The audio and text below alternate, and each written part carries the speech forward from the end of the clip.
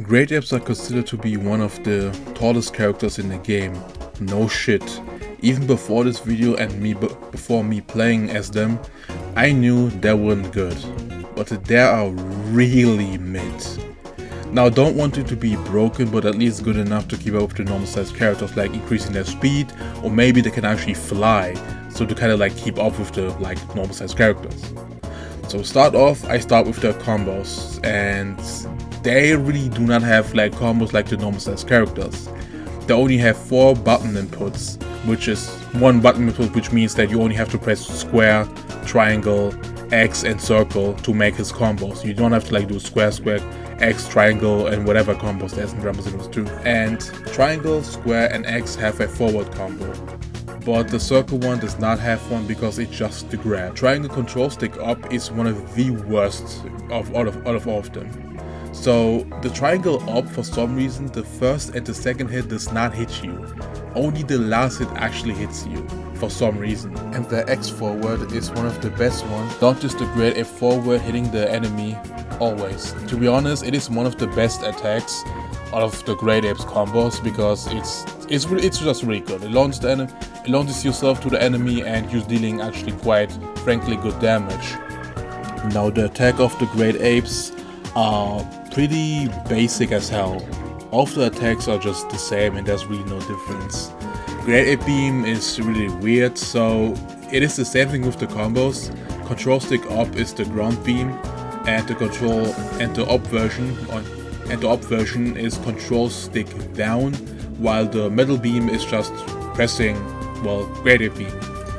But about the down version or the up version, I wasn't really sure by myself. Sometimes he was using the middle beam, then sometimes he was using the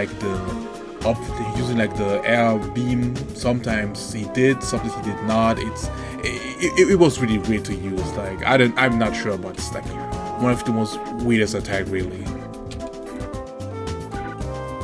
Boulder Break is really basic. It's just smashing his fist to the ground, while Boulder Toss is just throwing a boulder to the enemy that I promise you will always, and I mean always, misses the enemy, and it always hits directly. It doesn't really hit on the ground like in Budokai Tenkaichi 3 for some reason.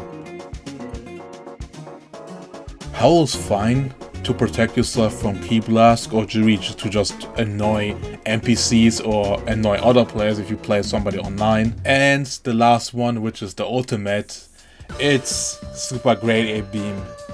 It is one of the worst ultimates in the game. Listen to what I have to say. Super Great Beam is obviously a beam, no shit, that aims at the ground. Yep, only at the ground. Not to the left, not to the right, not up, only at the ground. And yeah, this is one of the worst ultimates in the game. You cannot deny that. It is really, really, really bad. It does decent damage, but other than that, it is not really worth to check out the ultimate for. So if you think that it looks interesting, it's not really, so don't check this out.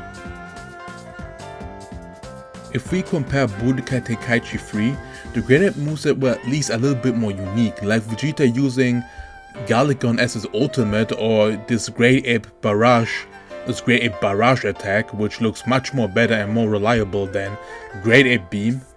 And have you even seen Great Ape Baby? This dude has a completely unique ultimate using Revenge Death Ball, and at least his ultimate, and he's also using Super Galigon as normal super skill, which looks way, way better than the one we have in Xenoverse, where everyone in Xenoverse, every Great Ape in Xenoverse, looks like a sheep reskin. By which I mean their moveset and not the Great Apes in general, because obviously Great Apes are supposed to look the same.